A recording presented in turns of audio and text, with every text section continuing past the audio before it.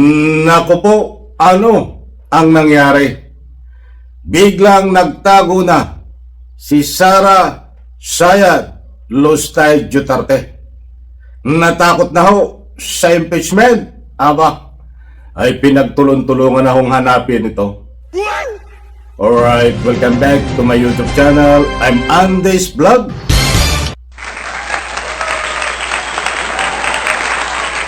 Mga kaibigan, ngayon po ay April 14. Ginaganap po ngayon ng impeachment hearing diyan sa Kamara. Subalit itong si Sara Sayad Lustay Duterte, nagtago ho, hindi na makita, pinaghahanap mga kaibigan. I-like muna natin ang video na ito kung nagustuhan nyo po.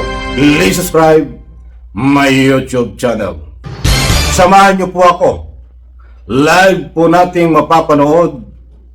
Diyan po sa Kamara, pupuntahan po natin live kung ano ang kaganapan, mga kaibigan, tungkol dito latest update na ngayong araw na ito, April 14, ay ginaganap po ang hearing kasalukuyan diyan po sa Committee, House of Justice. Kaya lang ho, biglang nagtago na itong si Sara Sayad Lustay.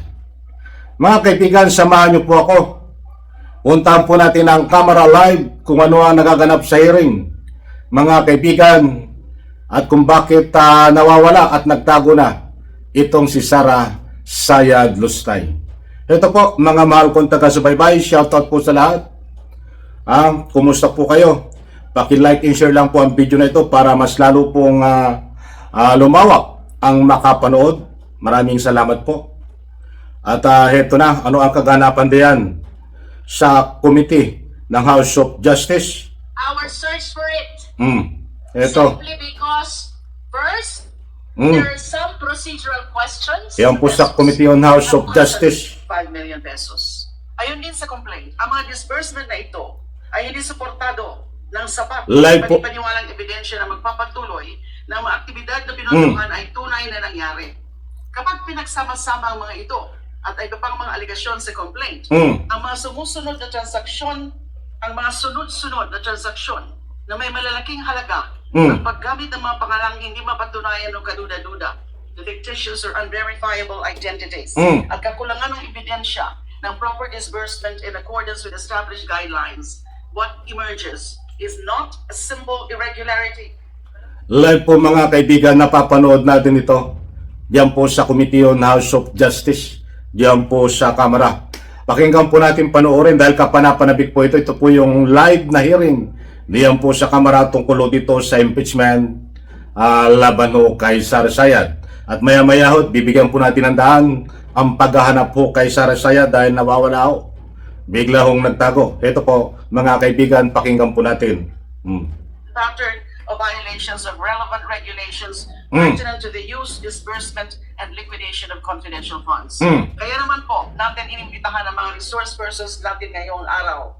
Una, inimbitahan po natin si Attorney Cynthia Bantonal, the Notary Public, who notarized the affidavit dated November 29, 2025 of Mr. Ramil Madriaga, to present and identify the duly notarized affidavit of Mr. Madriaga, attached as Annex A of both the Sabalia et al. And the Cabrera complaints. Pangalawa, si Mr. Ramil Madriaga mismo, kaugnay sa kanyang affidavit as Annex A of both complaints. Pangatlo, si Ms. Marivic Pareja, ang archives custodian ng House of Representatives, who was requested to bring videos and transcripts pertaining to the hearings conducted by the House Committee on Good Government and Public Accountability. Pang-apat, representatives of the National Bureau of Investigation Question Documents Division in relation to their previous examination of acknowledgement receipts used for the liquidation of confidential funds. Panglima, ang representative ng Philippine Statistics Authority in relation to the certification dated December 8, 2024, attached as Annex AA of the Sabalia et al. Complaint, and likewise attached as Annex Q of the Cabrera complaint, and the certification Yan mga kaibigan, live po ito. 2024. Live po natin napanood nyo at napakinggan buhat dyan po sa Kamara. Ang kasalukuyan pong nagaganap na hearing dito po sa impeachment laban kay Sara Sayad Lustay. Mga kaibigan, na hindi po tayo nagpapakalat ng anumang fake news dito. Dahil maliwanag naman no, sa ibinahay ko po sa video sa inyo, na wala po si Sara Sayad Lustay, hindi po umattend ng hearing, ba't yung kanya pong abogado na si Michael Pua ay nandyan, mga kaibigan. Kaya't marami ho ang nagbibigay ng anumang public opinion. Karapatan nyo magbigay ng public opinion na karamihan ho na sinasabi nila ay tuluyan ng nagtago itong si Sara Sayad Lustay Duterte. Pinagtaguan ho ang impeachment, mga kaibigan, kaya siya ho ay maraming naghahanap sa kanya. Hinahanap siya ho ng taong bayan. At ang sabi nga ng mga anumang nagbibigay ng anumang komento, kailangang harapin ni Sara Sayad Lustay Duterte ang anumang katanungan tungkol dito sa impeachment dahil siya lang ho ang makakasagot ng mga tanong na dapat ay sagutin niya tungkol dito sa pagnanakaw ng pera ng taong bayan at marami pang iba. Ba't wala ho si Sara Sayad Lustay? Bigla hong nagtago, mga kaibigan. Lilitaw ho ito pagkatapos ng hearing, magpapa-interview. At ang sasabihin na naman yan, paninira na naman. Anak ng katakot-takot. Lumang tugtugin na yan, mga kaibigan. Abangan po sa next vlog ko. Ang ano pang marami pang latest update dahil hindi pa ho nagkakaroon ng pagtatanong ho dito. Nagbibigay pa lang ho at nag-acknowledge kung sino ang mga testigo na dumating dito po sa live na pinakita ko sa inyo. Sa next vlog ko ho, kabang-abang pa.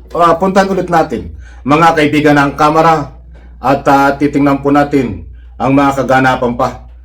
Ito ho, ibabahagi ko po sa inyo, mga mahal kong taga-subaybay, kung ano bang ilang kaganapan na live diyan po sa kamera tungkol sa impeachment, mga kaibigan. Ito ho, shoutout po. COA relative to the use of confidential funds. Naimbitahan rin po si Attorney Michael Wesley Poa, whose statements of assets, liabilities, and kaugnay sa mga BIR records ni Vice President Duterte ng kanyang asawa at mga negosyong konektado sa kanila. Representative of the Securities and Exchange Commission, kaugnay sa mga corporate documents ng mga negosyong konektado kay Vice President Duterte. And representative of the National Bureau of Investigation. Ayan, mga kaibigan, maliwanag ko, naibitahan ho din si Michael Pua. At siyempre, nabanggit niyan ho ang mga negosyo ni asawa at ni Sara Sayad Lustay Duterte. Tatalakayin po diyan, mga kaibigan. Marami pong kabang-abang sa next vlog po natin. Kompletong detalye sa mga kaganapan pa tungkol dito sa impeachment hearing diyan po sa kamera laban kay Sara Sayad. Kaibigan, isang like, isang share sa video na ito. Hindi po makita si Sara Sayad Lustay Duterte, hindi yung matindang hearing, kaya't nagtago na po